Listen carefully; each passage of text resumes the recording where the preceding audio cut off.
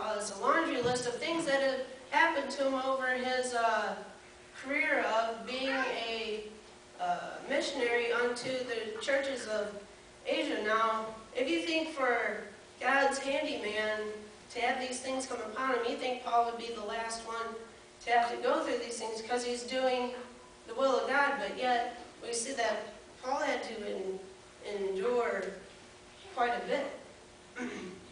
Not only that, the greatest example of suffering is Jesus Christ himself.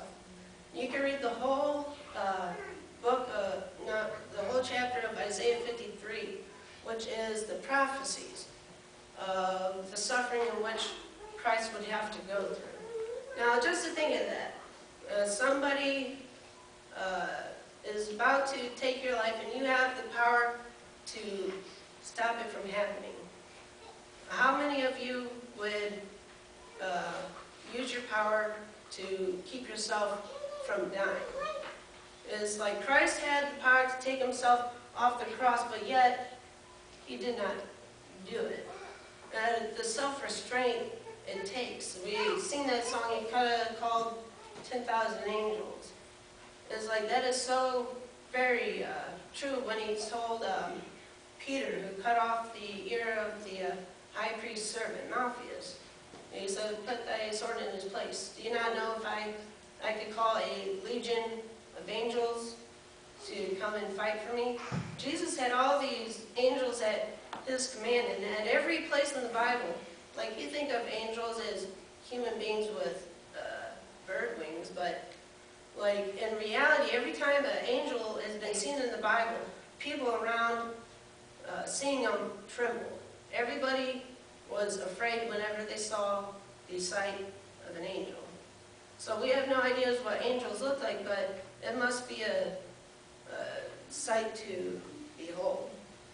So we know that suffering is here, and we know that good people suffer, but the question is, why? That is the question that atheists can't get through in their mind. They're like, why all the, and they call it useless suffering. Like they say, you walk into a children's hospital and you know there's not a God. Just because they see all the suffering as being useless. But in reality, you walk into a children's hospital, you see that there has to be a God, because look at all the people caring for that child. If all we are is a bunch of apes and we're under the law of natural selection, there would be no hospitals, because all the sick and afflicted would just die off lonely. But yet here, walk into a children's hospital, you see parents that care for them and doctors that have their best interest at heart to make them better. So now the question, why do we suffer?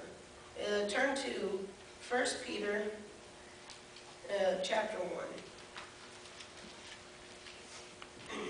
1 Peter chapter 1. I'll be starting in verse 6. 1 Peter 1:6.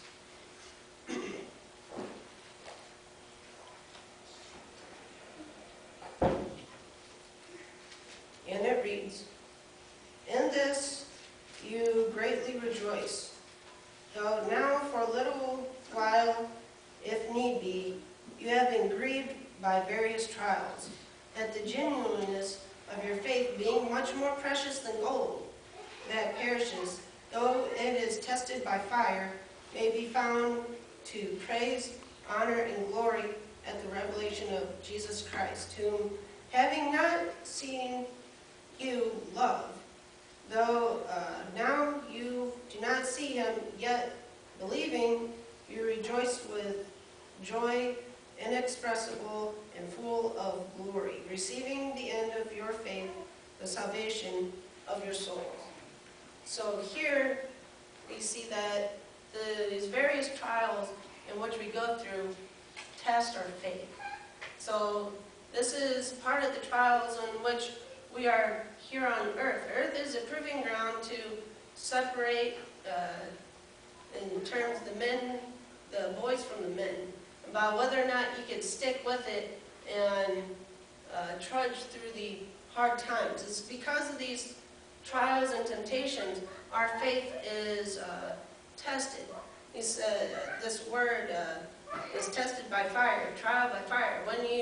When they purify gold, you see gold nugget. It has quite a bunch of dirt in it. You can see the gold, but it's like speckled with black spots, and it's a really crude form. But when you put extreme heat to it, it melts. And when it melts, all the impurities float to the top, and you wipe those, the crude matter away, and all you're left with is a solid gold block. And it is pure, because it has no imperfections in it anymore, because it's gone through a purification process where it stands at extreme heat. So by being tested, that is us withstanding the heat. The Bible says that in the armor of God, that you may quench the fiery darts of Satan. So our tested is tried by Satan, and it says that he has fiery darts. So take that implication of fire is that our faith is put under heat, it's put under pressure so that it may be purified. So it is through the testing of our faith, us, that it is made pure. That is one reason. The second, turn back to 2 Corinthians. 2 Corinthians, and it is chapter 1. 1 Corinthians chapter 1.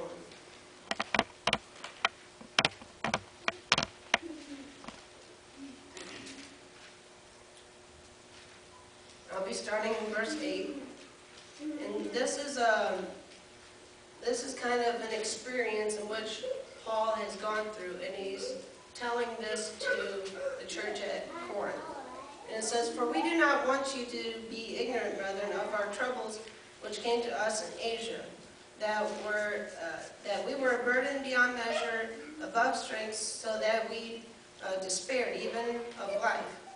Yes, we had the sentence of death in ourselves, that we should not trust in ourselves, but in God who raised the dead, who delivered us from so great a death, and does deliver us, in whom we trust that he will still deliver us. You also helping together in prayer for us, that thanks may be given by many persons on our behalf for the gift granted to us through many."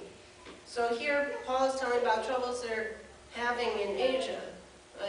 In Bible study we went over the Philippian jailer, and they were thrown in jail. That was a trial in which Paul and Silas were going through. And by going through these, it says in verse 9, it says that we should not trust in ourselves, but in God. So the sufferings in which we go through help build our trust in God. So this is how we put trust in God, is because he knows that he will still deliver us. Paul knew that he was going to get through whatever trial he was getting through, even though he didn't know how long it would take, yet he still trusted God that God would bring him through it. And there's a verse in James I want to go over that kind of goes over the same thing. In James chapter 1, I'll be reading, starting in verse 2.